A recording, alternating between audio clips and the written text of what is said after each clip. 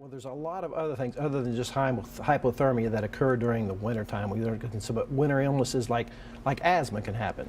That's right. Winter sometimes can flare up people's asthma. So if you have asthma, it's good to know kind of what your symptoms are for the flares. They could be, for you, coughing, shortness of breath, and wheezing. How do you know it's bad enough to do something about? Well, a good thing is to have a peak flow meter, and that's a way that asthmatics can measure how their asthma is doing. And then also with their doctor, they can have an asthma action plan. And then by doing that, they know what they're supposed to do if they're feeling more short of breath. Do they need to use their inhaler more, or do they need to call the doctor? And there's other things we see. We see coughs, we see sore throats, we see fever, colds. How do we know what's what?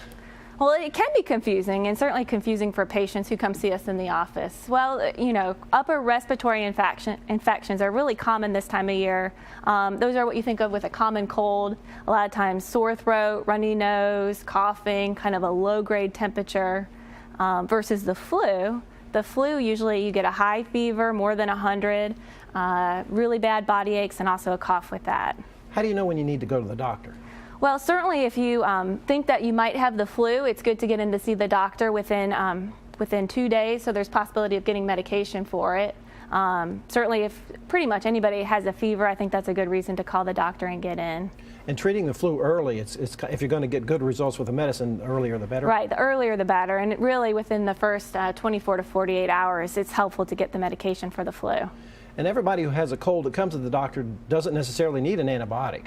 That's correct, because often these infections are caused by viruses, and antibiotics aren't going to help with a virus and just cause side effects. So it's better not to get an antibiotic for something that might be a viral infection.